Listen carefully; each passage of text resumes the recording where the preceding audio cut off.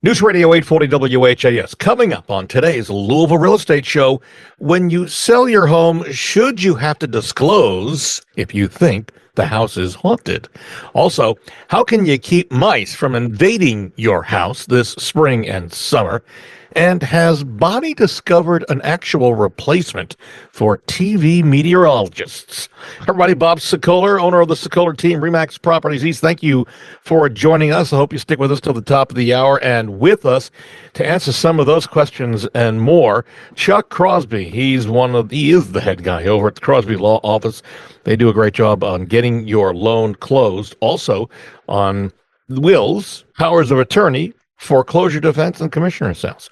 You can reach Chuck to get your loan on the table to get it closed, because you can pick the closing attorney that you want. 499-6360. Also, here, Brad Lawler, owner of Home Team Inspection Service. They come in as a team. They do a great job of inspecting your home. Plus, Brad also owns Team Bug Out, which will help you get rid of bugs and pests like mice. You can reach Brad and his team, 844-411-TEAM. And if you're thinking of selling your home now or in the future, I'd love to be able to help you with that, or for buying. You can reach me, and there's no home too big, no home too small. I work in both the Louisville area and southern Indiana with a team of agents and staff. You can reach me on my cell phone at 502-376-5483. That's 376-LIVE, or go to bobsellslouisville.com and fill out the form. And you can also get a free analysis of what your home's worth by going to WeSellLouisville.com and clicking on the top of the page. All right, gents. So let us start with a question for Chuck Crosby. Chuck, Russell listens to our show all the time, and in this email he says he moved here from New York year before last. He's planning on buying a home. He's heard us talk about disclosing problems with homes when you go to sell. Russell says he's followed the case of, and I don't know if you're familiar with this, Helen Ackley in Nyack, New York. Oh, yeah. Yep. The Ghostbuster case. Yes. So Helen owned a Victorian home, publicly claimed that it was haunted, but when she sold the home to Jeffrey Stemboski, she failed to disclose her claims that the house was haunted. Ended up in court, and the court rescinded the sale, and Jeffrey got all of his money back, including, I believe, the deposit. Russell is wondering, are there any safeguards in place here in the Louisville area and surrounding areas that would protect him and other buyers from purchasing a home that may be haunted? Chuck. The case is frequently overblown in its controlling form. The fact is that what you have, Kentucky courts are courts of equity, not of law. I assume it's similar up in New York, where the law says A, B, and C, which is you don't disclose for ghosts. Ghosts can't be proven, et cetera, et cetera. But in this particular case, the lady had said, "Oh, hey, it's super haunted," tried to sell it under that, and then didn't. And then these people came in and bought it, and then found out about it and were bothered. There's a lot of questions as to what they were bothered about. But so in equity, the first course, the trial court said, no, you don't have to disclose for ghosts. That's the general rule because you can't prove there's ghosts. But the appeals court came back and started looking at it from a more equitable area. If you don't have the law, you argue equity. And in this case, they argued equity and said, well, yeah, it's just not fair. The house has a bad reputation, and she didn't say anything about it in this case, so they set it aside. There's a whole lot of other stuff going on in the background that was used for the argument in equity. So it's not a controlling case down here. I don't even think it's a controlling case in New York. So what I hear you saying, Chuck, and by the way, Chuck's on the road in case you can't tell this Sunday morning, so he's got a little echo going on here. What you hear you saying is that locally we don't use that as a standard. No. Okay. And there is no requirement for disclosing if you think your home is haunted. Right. I know a lot of people are thinking this is made up and this is crazy that anybody would even think that a home is haunted, but there are a lot of people. Well, there are. I actually one time had a closing setup where the home inspector said that there were ghosts in the attic and killed the deal. Well, Yeah. boy. Well, and Yeah. then, well, you think about our friends down at the Louisville Bourbon Inn, Jeff and Alan. I mean, they have Annie, in on the property with them all the time. So now she's left me alone when I've gone into to work with them there, but she doesn't like the puzzles in the community room. I'll tell you that. She's moving around all the time. Annie is the ghost. Annie's the ghost. Yeah. Yeah. So. And I've been to a bunch of haunted houses and a bunch of haunted places, and I will put myself in a position to where if there's anything, something should happen. Nothing's ever happened, which of course goes to prove that even the dead don't want to be around attorneys. Wait, are you saying you are a real life Louisville Ghostbuster? Is that, or I wouldn't say Ghostbuster, but I'm fascinated by the topic. I don't know that I believe in ghosts, but for 10,000 years of recorded human history, every culture everywhere has ghost stories. So, like a realtor will tell me, hey, this particular house at this particular time, usually midnight thereafter, something occurs on this one spot. Well, I will ask them, do you mind if I go and sit in that one spot at this time? So I've done that several times. I've been to a variety of haunted places that claim to be. And by variety, we're getting upwards of 20 of them or so. So it's just something I enjoy. I don't want to travel with Chuck. Yeah, you don't. The last time I went to Vegas, there's a place where they've got this little basement where supposedly a murder took place, and when they found it, it had a pentagram on the floor, and you go into places like that. All right. To see what's going on. We move on. A reminder, you can see, not only hear, but see a rebroadcast of today's show by going to LouisvilleAnswers.com. That's LouisvilleAnswers.com. And for a view of what we think are really good reviews of our team, myself and our team, you go to LouisvilleGoogle.com or LouisvilleZillow.com. This question's going out to Brett Lawler, Home Team Inspection. Elliot sent us this email. He says, I'm in the process of buying a new construction home using a VA loan with 0% down payment, which is pretty standard for a VA loan, right? Mm-hmm. The builder covering all expenses and costs since it was a model home. In other words, it was, I guess, a spec home. Right. He's thinking it comes with all the upgrades, bells and whistles, but the builder is mentioning that the home has passed all county inspections since it's new construction. They're asking us to waive a third-party inspection, but they're not forcing us to waive it. This is a deal too good to be true. Well, so the challenge on any new construction is, yes, there are components that are inspected by the county. The county does not inspect a finished product. So they're going to inspect the plumbing. They're going to inspect the electrical. They're going to inspect HVAC, but those are permitted jobs. The rest of the house is not under county inspection. So when you're looking at code enforcement, it's very limited in what they inspect. A home inspector looks at everything under the roof, all the way down from the foundation to the roof and chimney. That's not what code inspectors are looking at. So it's always a good idea to get a third-party inspector in, even on new construction. As I've said on this show many times, there's not bad builders in town. The challenge is where one subcontractor's work meets another subcontractor's work. Think about floors that are placed over the HVAC vents, and they just forget to cut them out. These are the kind of things we find. We find attics that are not insulated either at all, or some areas the contractor missed it. Again, that's not an area that's going to be inspected by a code inspector anyway. That's really where the home inspectors will come in for the buyer.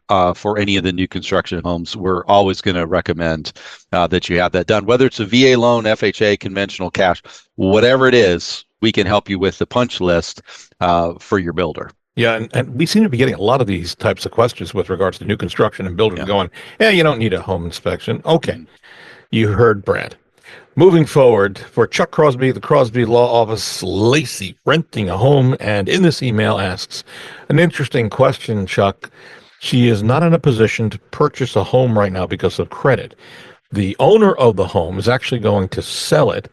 And Lacey wants to know, is there a way to make sure that whomever purchases the home gives her the chance to not only stay in the home as a renter, but also when he or she who is buying it is ready to sell it, gives Lacey the first option to purchase it.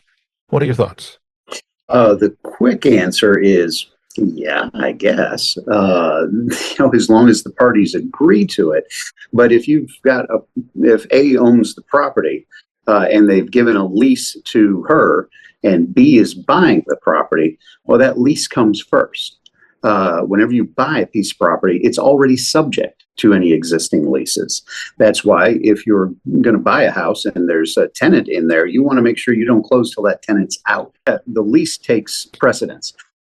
If it's a lease that could otherwise be ended, well, there's no way to guarantee that the new owner's not going to end it. So let's say I'm buying the house, there's 6 months left on the lease. There's nothing that you can do to make the buyer say, yeah, I'm not going to get rid of you at the end of that 6 months, unless the buyer agrees to do it.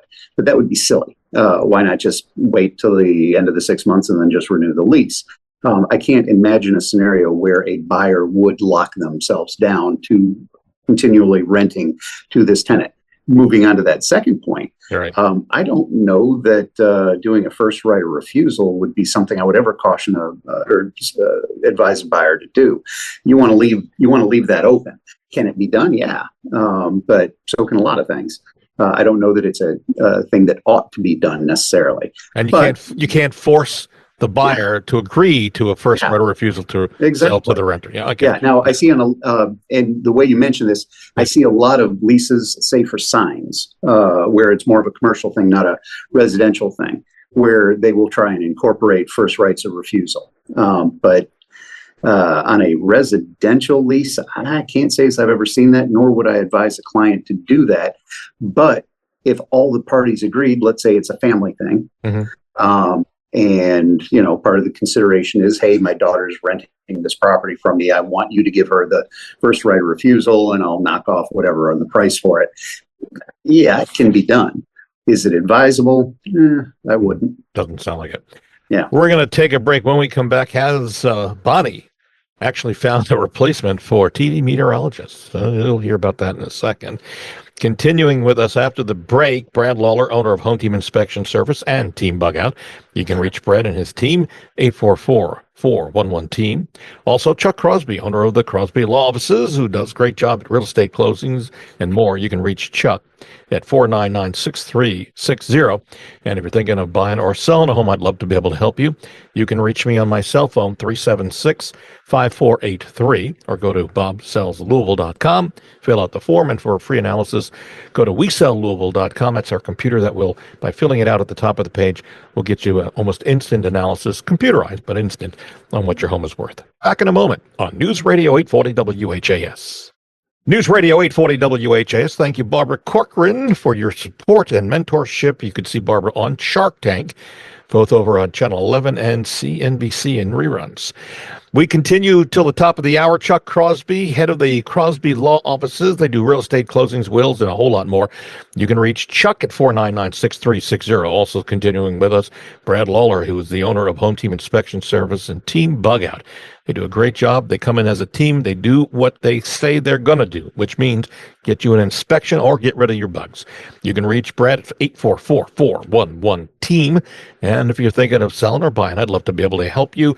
No home too big, no home too small. You can reach me on my cell phone, 502-376-5483, or go to bobsellslouisville.com, fill out the form, click submit, and for that free computer analysis of what your home is worth, go to WeSellLouisville.com and click on the top of the page. All right, Brad Lawler, and Chuck, feel free to jump in on this one. You may have some knowledge on it. Bonnie says she's tired of paying higher water bills to water a lawn, especially when it rains. I guess she doesn't have one of those systems that shuts off automatically when it's raining. She said she's read something about a low-tech tool that could save her lots of money, and she's thinking this could replace watching the weather on TV news. She says in this email, have we heard anything about a weather stick? Brad Lawler.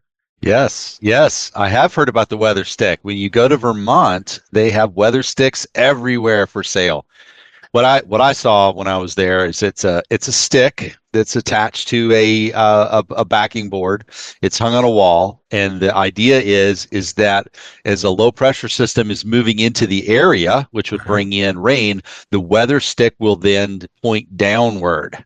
So I guess it's a different version of the old weather string. You guys have all seen the weather strings, right? Chuck, you've No, not seen the weather string? No. Yeah, the weather string, so it's a piece of string you hang outside, and there's a little sign on it. It says if the string is dry, it's sunny. If it's wet, it's raining. If it's blowing sideways, then it's windy, and if it's gone, it was a hurricane or a tornado. But yeah, these sticks, no, really, they do. I don't know what type of wood it is, but it supposedly will bend to the ground as rain is moving in. So they're Vermont's the only place I've ever seen them. But well, there is a Canadian. There's a Canadian weather stick. Yeah, just on Amazon. Okay. And they range. I saw one for $10 and change, and I can't find that. I was going to buy it while we were on the air. The tourists. I know in the tourist places they charge a lot more for that, but I don't know. With the exchange rate in Canada, maybe it's cheaper there right now. I don't know. Yeah, just do a search for Vermont weather stick. Weather stick. Yeah. Weather stick. Weather stick. Yeah, it is. It's.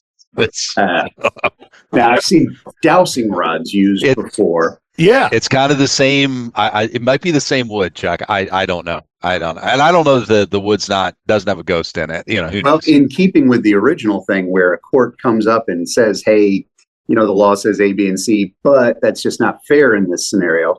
I saw a case down in Washington County, I believe, where they had dowsing rods to determine whether or not there were graves on this property, and the judge allowed that as evidence. Wow. It's like, wow. It's not going to work anywhere else, but By the way, I found a marine weather. Oh no, I'm sorry, a Maine weather stick. Oh, Maine too. Okay. Maine's got them, and they're only $10.50. So okay. All right. A reminder: thinking of selling your home? We have a free no obligation book. It has hundreds of useful tips. If you'd like a copy, okay, send me an email, bob@wesellouisville.com, and put selling tips in the subject line. I'll send it right back out to you. That's our selling no obligation booklet about selling your home. Chuck Crosby Law Office. Danny, buying a home this past December, but the home inspection came back with a variety of items that needed to be addressed. The seller refused to do just about all the requests. And so Danny walked away. And in this email, he's asking, should the sellers be required to disclose what the inspector found and or make repairs? Chuck, and we're going to go to Brad on this for your take on this as well, but let's start legally. There's a couple of ways of looking at that. I mean, there are some home inspectors who do tend to be particular and maybe aggressively so, and will say A, B, and C needs to be done when, in fact, there's argument as to whether A, B, and C should be done. Now, that does put the buyer and their realtor in a weird spot. If a deal was killed over a particular set of issues, it's not something that's not going to come out. Okay. And if that's a double negative. So in other words, I know. It will come out. It could. Okay. And if something happens in the future and you want to cause trouble for the seller, you can go back and find this stuff out. And then if it's not disclosed, that gives you more of a toehold. Now, was it just BS? Yeah, maybe. You get to argue that. But what if, at that point, my thought is if you're in court arguing something, you probably already lost. You've already spent all the money. A lot of money. Yeah. And so do you have to? I don't think you have to. Should you? Probably a good idea. And then put explanations with it and say, this was brought up, but we don't think it's right because. So, okay. Yeah, I get that. I think you have to refute it, but can you refute it just based on your own opinion, or do you have to have, say, a specialty? Well, you don't have to have anything. Okay. But the fact of the matter is, it's just a matter of how believable are you. If I'm the head of the Home Builders Association and I'm saying that's not accurate, well, my word might carry more weight than just me. But should you have somebody else? It's not a bad idea. Okay. It's not a bad idea at all. Brad, any comments on this? Well, Sure. I've got a few. One is that, the home inspectors are typically working for the buyer, so that we don't know what the buyers or the buyer's agent even tells the seller or asks for as repair requests. So But you never see a copy of the contract? Yeah, no, Chuck, I don't, and I don't see copy of seller's disclosures There you either. go. So the other side is when we do a pre-listing inspection. So let's say Bob's got a home that's going to be listed. Uh-huh. It's an estate sale, maybe it's just somebody wants to take particular care and attention to make sure that the home moves quickly through the sales process. When we do a pre-listing inspection, the argument with some agents in town is, well, I'd never do that because anything that home team finds, I now have to disclose. And my argument has always been, well, that's okay, because now whatever we find, you can address on your own terms with your own contractors. And time is not as critical if we're doing the pre-listing inspection. So I do think that there's a place for the pre-listing inspection to get those done. And then you control the equity in the home because you're making the repairs. And then you can say, yeah, the home, we found these defects. This is the contractor who did the work. Here's the receipts for the repairs that were made. I think it just makes it for an easier process than me coming in for the buyer, finding things wrong, and then you've got just a couple of days to try to negotiate everything. And in this case, like you said, he walked away from it. Yeah. So so that's where I land on the disclosure. Control it by using your own contractors to make those repairs, or refute and here's why the repairs aren't needed. Yep. Yeah. I mean, if somebody came in and said, hey, all these things are wrong, is it that you guys can come in and say, no, they're perfectly fine? Is that something you guys do? We have. I mean, we've done that a few times. I don't typically go back behind other inspectors, but yes, we've been called in to do evaluations because of our experience, because we've done almost 25,000 inspections. People do hire us to come in kind of as a second opinion. Yes. Yeah. All right. Just a note, I did order that weather stick. I'll let you know how that goes. Oh, somebody's addicted to Amazon. Oh, yeah, boy. I did. It makes it simple. Oh, boy. A reminder, you can get our free monthly video updates. Go to WeSellLouisville.tv. That's WeSellLouisville.tv. All right, Brad, let's stick with you here. Cindy is writing us, and I think a lot of people are going to have this problem. Maybe help. She says, help! I have mice. What can I do? What are they from? Well, where should I pick? What should I do to get rid of them, I guess, is what she's saying. Yeah. All right. Yeah. Mice. Well, I've taken more mouse calls. Mouse calls. I do mouse calls now. I guess I do mouse calls. But they are out and about. They've become very active right now. So the thing you want to look for is go around the outside of your house. And if you have any tree or vegetation that touches your house, get rid of it. Cut it back. Don't let the mice have an avenue by crawling up vines, which we're seeing all the time, or climbing up a tree and dropping into the gutter and finding their way in. The other thing that you want to do too is any holes that you've got outside around around your the spigot, around your the hose bibs outside, cracks under doors. Mice are getting in through those areas. Once all those things are sealed up, then you're going to want to either trap or bait inside. If you are squeamish about it, you can get what are called live traps. So you can catch them in these little plexiglass boxes, take them outside, relocate them to Tyler Park or wherever you want to take them. The people who live around Tyler Park. Sorry. Yeah. And that's an inside joke with one of my clients. Okay. I take care of mice, and that's what she always has me say to her rather than say that we've dispatched something. But yeah, it's so, and then if it's beyond your control there, really that's where you want to talk to a pest control company, because we do have baits. We have monitoring stations. I've got Bluetooth enabled equipment that we can track, how many mice are coming in and out. We can catch them outside so that they're not in the house. Oh, Bob's laughing. I must already be in trouble. Well, because you've got Bluetooth equipment to track. I do. Is that like whale monitoring companies? So Bob, the outdoor stations that we had at your old house, because you had all the mice. Yeah. We were it was monitoring how many mice were coming in and out, how much bait they were eating. Okay. Yeah. All that stuff was happening so that we could figure out whether or not we've are dealing with the pressures. Are the monitors and stations in the right places? All of that technology is pointing us there. I can point out that I have recipes for those mice. Oh, no. Okay. All right. Humans used to eat them. Oh, no. I've got great They were Roman recipes. delicacy. All right. So Chuck and I do have a question for you, Brad. You said don't let the branches of trees touch the house. Right. Now, how far back from the house should the branches be cut? Because clearly a mouse is able to jump from a branch to a house. So can they jump 6 inches? Can they jump? Easily. What think about if those branches should be probably 4 to 5 feet away from your house, because you think about all of the wind that's hitting, it's damaging your shingles, it's damaging your gutters, and not just the mouse that's able to get in or the insects that are able to get in, but it's those trees. If they're brushing your gutters, they're brushing your shingles, and they're potentially doing damage to your home. So cut them back several feet. Several feet. So we know now, Chuck. Several feet. I was going to say, this sounds like a Snoop Dogg animal video. Oh, geez, Have okay. you seen those? No. They're fantastic. Oh, it's amazing that Chuck has a knowledge of Snoop. He does. Yeah, he does. So does Martha Stewart. So Yeah. True, from a different perspective. But no, all right, we are out of time. And of course, as I always say, Chuck has a great deal of knowledge about a lot of stuff, and especially real estate closings, wills, powers of attorney, foreclosure defense commissioner sales. See how I did that, Chuck? Just smoothly worked our way into that. Yep. You can reach Chuck Crosby at 499-6360. Also, another guy who has a lot of knowledge about a lot of things, Brad Lawler, owner of Home Team Inspection Service and Team Bug Out. You can reach Brad to get the home inspected or to get rid of mice and other pesky little bugs that may be crawling around. 844-411-TEAM. And if you're thinking of selling your home now or in the future, I'd love to be able to help you.